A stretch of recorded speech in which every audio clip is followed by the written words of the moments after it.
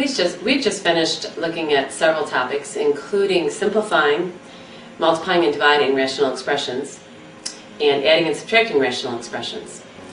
For both introductory and intermediate algebra students, now what I'd like to look at is solving rational equations. For the introductory students, this is the topic that comes next in your course. For intermediate students, please be aware this is not the next topic that you'll see in the chapter, however it is in the same chapter. What I'd like you to notice, the difference here between the 5 operations that we did, actually 4 operations in simplifying previously with rational expressions, is that now you're going to get a solution for the variable x or y or whatever t, whatever letter we use. So now you are looking for strategies in order to solve an expression that has an equal sign. Please remember that the last 45 minutes worth of video have all been expressions. None of them have had equal signs, and all you've been doing is the process of multiplying, dividing, adding, or subtracting. Again, now I'm looking for solving for this letter t in this expression. However, I'm going to use some of the very same steps that I've used when I added and subtracted rational expressions, so be careful. Your first step, and again, you need to be looking under the assignments area and in Course Compass and look at the supplementary material that I've provided you, or I might have called it very important material from your instructor, and look for the solve rational equations topic. The first step is to get a common denominator between this 8, this 3, and this 12. And in this case, that's going to be a 24. Again, you know how I like to write that off to the side so that I remember what I'm working with.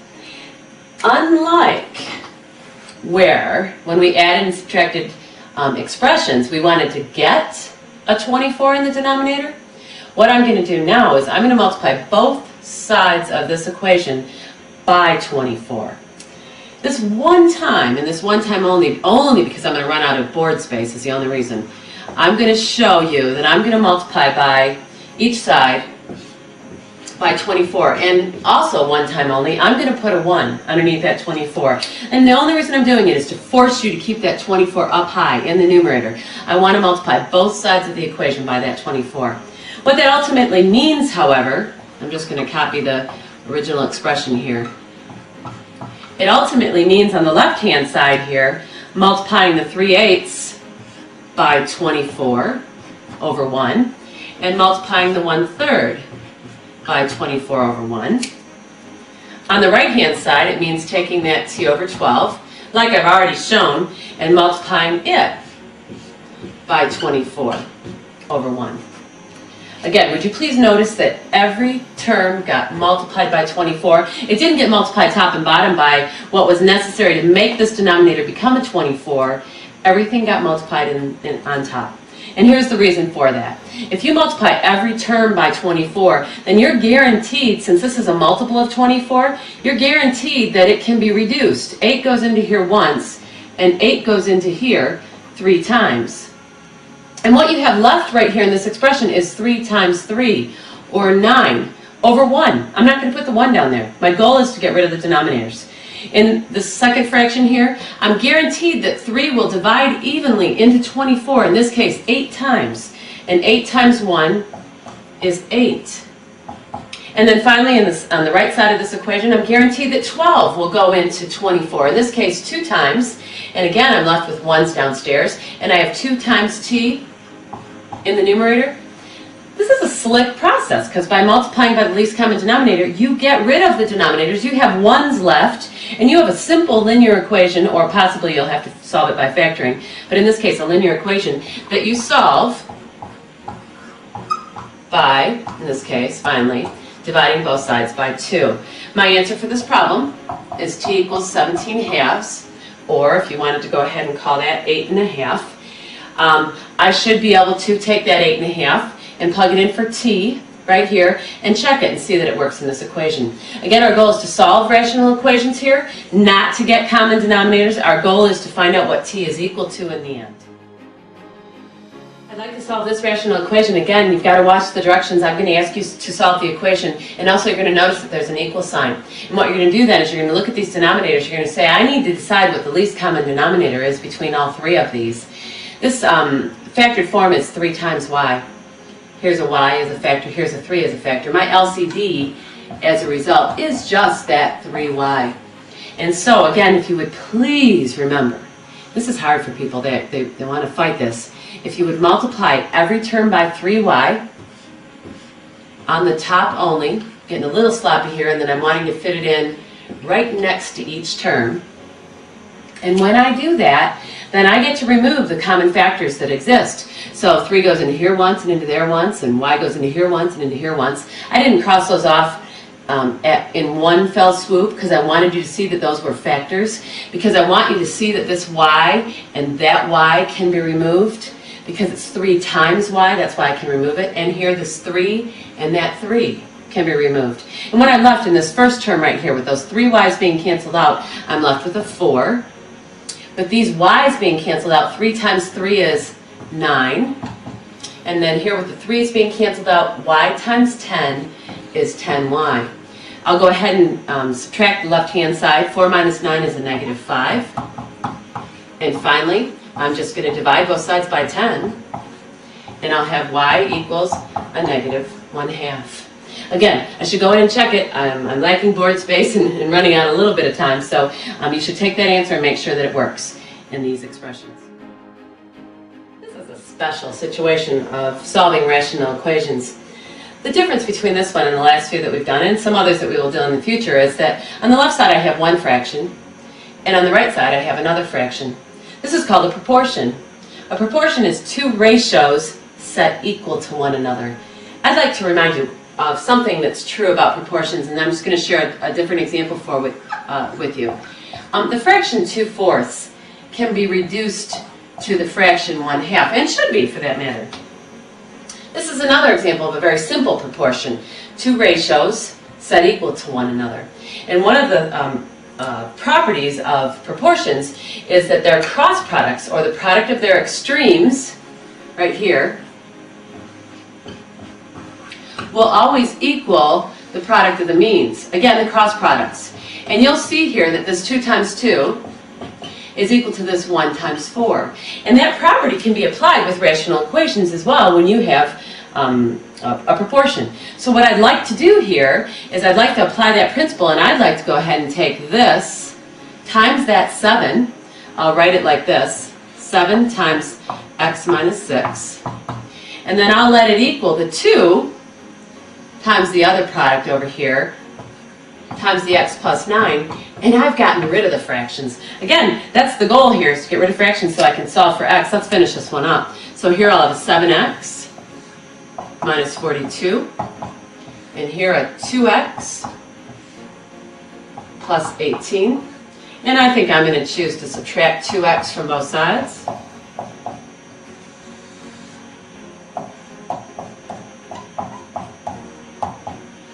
I'm following through with this because you haven't seen a video on this topic at all, although it was some time ago. Let's add 42 to both sides. And so we have 5x on the left, and this adds to be 60.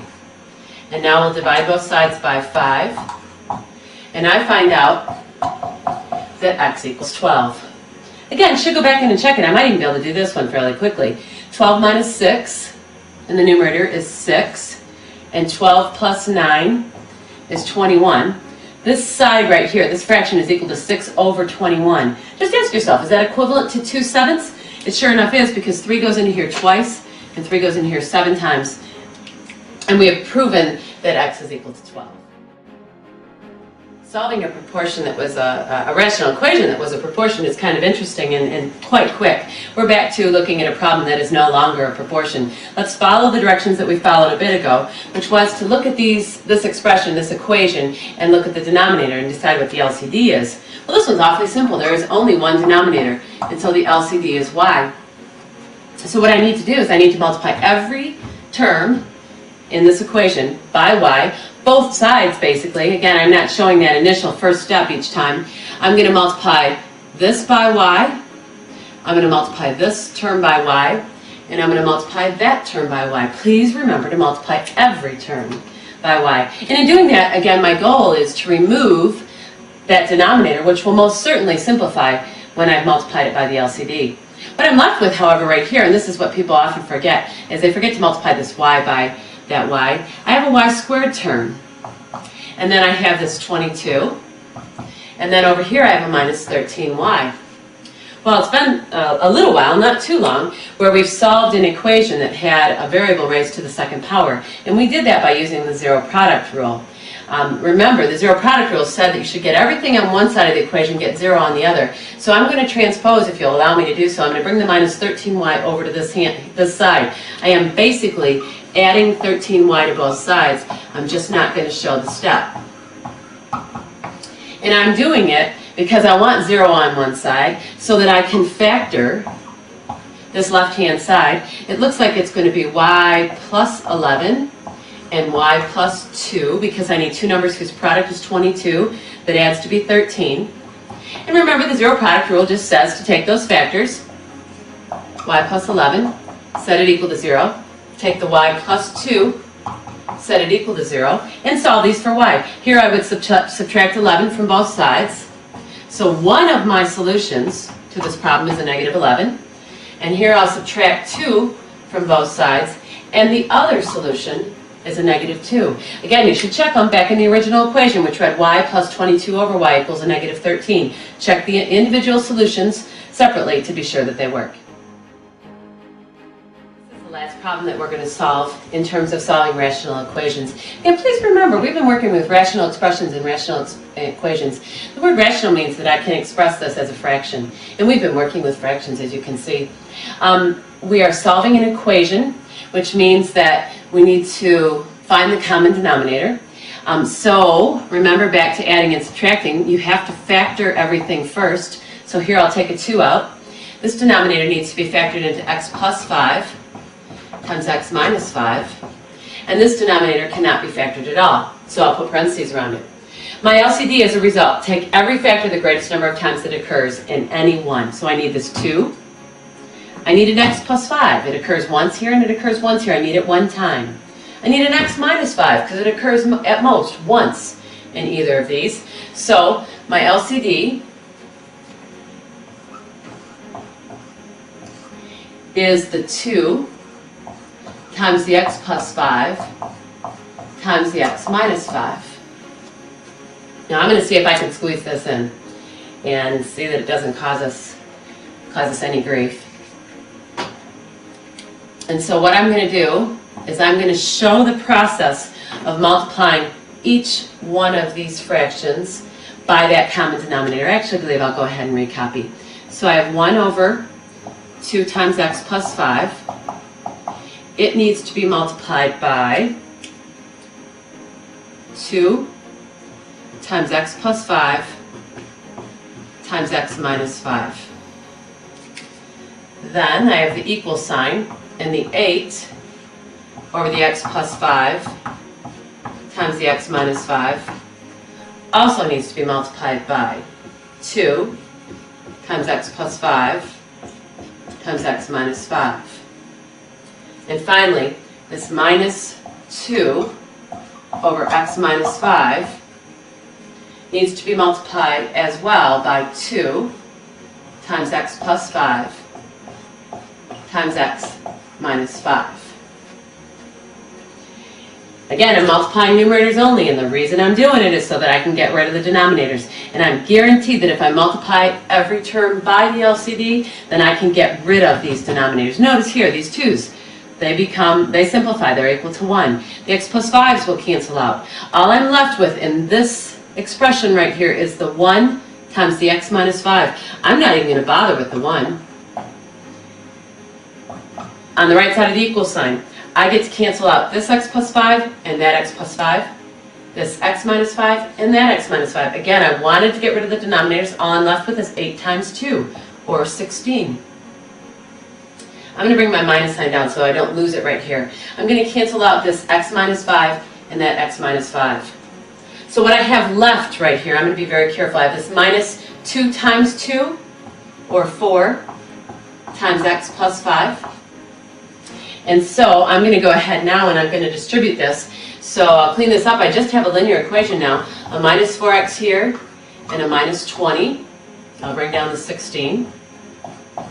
Please remember when you solve a linear equation that you should combine your like terms on one side of the equal sign. So the 16 minus the 20 is a negative 4 minus 4x. And I'm going to go ahead and add 4x to both sides. I might have enough room. And because of space here, on top of that, I'm going to have my x terms over here. So I'm going to add 5 to both sides as well. And so I will have here 5x, and a negative 4 plus 5 is 1. Again, if 5x equals 1, then finally I'll divide both sides by 5, and I'll find my solution, x is equal to 1/5. Again, put it back in everywhere you see x and check it in this expression. There's one last thing I'd like to mention about rational equations. If you don't do that check at the very end of a problem, there are some circumstances where a solution that you will get will cause the denominator to be 0. And when you go to check it in these expressions, when you try to divide by 0, you have to stop and put the brakes on and say, I can't do that. I can't divide by 0. So let's say that this particular problem gave us an answer of 5 instead of 1/5. If one of the answers or one of the answers were 5, look at what would happen when you try to check and put a 5 in right here.